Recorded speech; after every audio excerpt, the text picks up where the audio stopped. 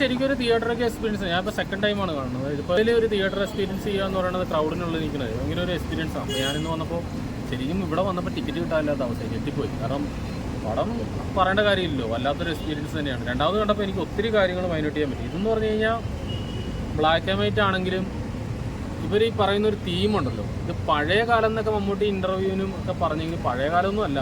അവർ പറഞ്ഞു വെക്കുന്ന കാര്യം ഇപ്പോഴത്തെ ഒരു കാലമായിട്ടൊക്കെ ബന്ധമുണ്ട്. അതായത് അധികാരം കയ്യിലുള്ളവൻ എന്തും ചെയ്യാം, ബാക്കിയുള്ളവർ അടിമയാണെന്നുള്ളൊരു സംഭവമൊക്കെ കാണിക്കുന്നുണ്ടല്ലോ. അപ്പോൾ അതൊക്കെ ഭയങ്കരമായിട്ട് എക്സിക്യൂട്ട് ചെയ്തിട്ടുണ്ട്. പിന്നെ 3 കഥാപാത്രങ്ങളുള്ളതൊക്കെ ടോട്ടലി നമ്മൾ അറിഞ്ഞതാണ്. ആ 3 പേരും എത്രമാത്രം പെർഫെക്റ്റ് ചെയ്തിട്ടുണ്ടെന്നുള്ള കാര്യം. പിന്നെ നമ്മൾ രണ്ടാമത് കാണുമ്പോഴേ ഈ ബ്ലാക്ക് ആൻഡ് വൈറ്റ് എക്സ്പീരിയൻസ് എന്നുള്ളത് സംഭവം പറഞ്ഞാൽ ആദ്യത്തെ ഒരു 15 മിനിറ്റ് ഉള്ളൂ. അത് കഴിയുമ്പോൾ നമ്മൾ ആ പടത്തിലേക്ക് കയറുക. പിന്നെ ബ്ലാക്ക് ആൻഡ് വൈറ്റ് ആണോ എന്താണെന്നറിയില്ല, നമ്മൾ ശരിക്കും ഒരു ബ്രഹ്മയുഗത്തിൽ തന്നെ കയറി. ആ ഒരു എക്സ്പീരിയൻസ് പക്കയായിരുന്നു. മമ്മൂക്കയുടെ പെർഫോമൻസ് എങ്ങനെയാണ് ഇപ്പോൾ ഈ 3 പേര് വെച്ച് ഹൈലൈറ്റ് ചെയ്യുമ്പോൾ? നമുക്ക് സത്യം പറഞ്ഞു കഴിഞ്ഞാൽ ഞാൻ മമ്മൂക്കയുടെ പെർഫോമൻസിനെ കുറിച്ച് ഞാൻ പറയേണ്ട കാര്യമില്ലല്ലോ. നമുക്ക് ടോട്ടലി അറിയാം മമ്മൂക്ക എത്രമാത്രം ചെയ്യുന്നത്. മമ്മൂക്ക എന്ന് പറയുന്നത് കഴിഞ്ഞ ദിവസം കാതലിൻ്റെ അല്ലെങ്കിൽ കണ്ണൂർ സ്കാറിൻ്റെ ഒക്കെ ഒരു പരിപാടിക്ക് മമ്മൂക്ക പറഞ്ഞൊരു കാര്യമാണ്, ഞാൻ ചെയ്യാൻ പറ്റുന്നതിന് മാക്സിമം ചെയ്യും, അങ്ങനെയൊക്കെ പറഞ്ഞില്ലേ.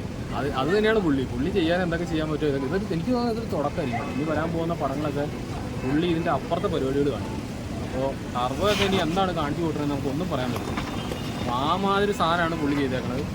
അപ്പോൾ ഇതിനകത്ത് പെർഫോം ചെയ്ത അർജുനായാലും ബാക്കി 3 കഥാപാത്രമുള്ളൂ, അവരെയാണ് സംഭവിക്കുന്നത്. മമ്മൂക്കയുടെ പോയി ഒരു പിടിച്ചു എന്നുള്ളതാണ്. ബാക്കി എല്ലാവരും പെർഫോമൻസിൽ എല്ലാവരും. പിന്നെ ഡയറക്ടറിൻ്റെ കാര്യം എടുത്തു പറയണം കേട്ടോ, രാഹുലൊരു ഗ്യാരൻറ്റീഡ് ആക്ടർ തന്നെയാണ്.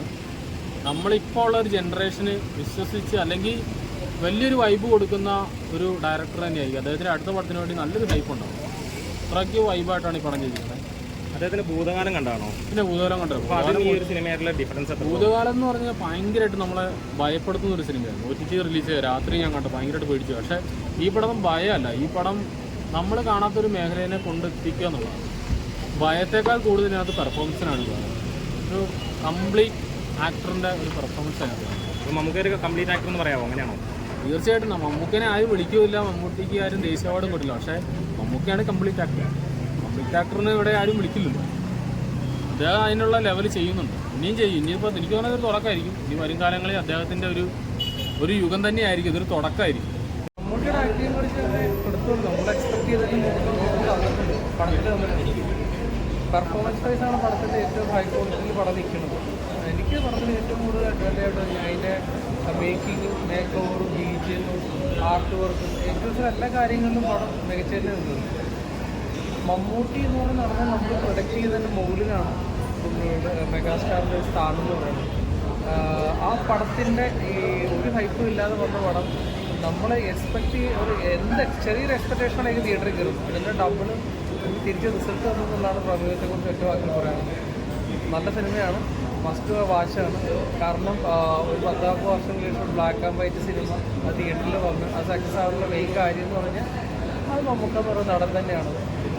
ഒത്തിരി എക്സ്പെരിമെൻ്റ് ചെയ്തിട്ടൊരു പടമാണ്. ഒത്തിരി നമുക്ക് എന്താണ് ആ ഒരു ആക്ടിങ്ങിൻ്റെ പുള്ളിയുടെ മെതേഡ് സ്കിൽസ് എന്തൊക്കെയാണെന്ന് നമുക്ക് വെറൈറ്റി ആയിട്ട് മനസ്സിലാക്കണമെന്നുണ്ട് പ്രമേയം ഒന്ന് കാണുന്നത്.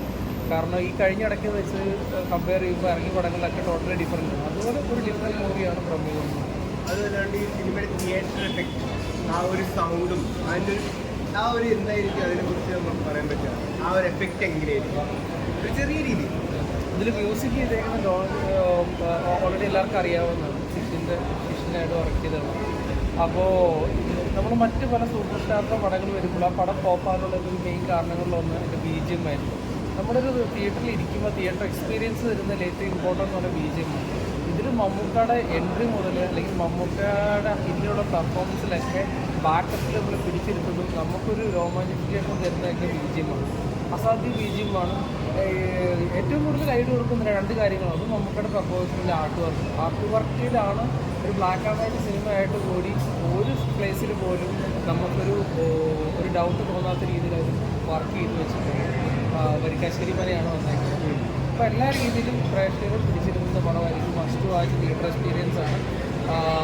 എന്താ പറയുക, നമ്മുടെ മമ്മൂക്കയുടെ വിധേയന് അല്ലെങ്കിൽ ആ ഒരു ജോർഡലിൻ്റെ ആ ഒരു കാറ്റഗറിയിൽ വന്നു കഴിഞ്ഞാൽ ടോട്ടലി ഡിഫറെൻറ്റ് മേക്കിങ് നമുക്ക് ഫീൽ ചെയ്യിപ്പിക്കുന്ന ഒരു പടം. പെർഫോമൻസ് എന്ന് വെച്ച് കഴിഞ്ഞാൽ നിങ്ങൾ തിയേറ്ററിൽ അരങ്ങായിരുന്നപ്പോൾ മമ്മൂക്ക വന്ന് സ്ക്രീനിൽ നിന്ന് കഴിഞ്ഞാൽ ആ വോയിസ് കൊണ്ട് നമുക്ക് കൈയടിക്കാനാണ്. ചിരി. അസാധ്യ സിനിമയാണ്. ഒരു ലാഗുള്ള സിനിമ തന്നെയാണ്. പക്ഷേ ആ ലാഗ് പ്രേക്ഷകർക്ക് ഫീൽ ചെയ്യിപ്പിക്കാതെയാണ് പടം മേക്ക് ചെയ്തേക്കുന്നത്. അതാണ് പടത്തിൻ്റെ ഹൈലൈറ്റ്.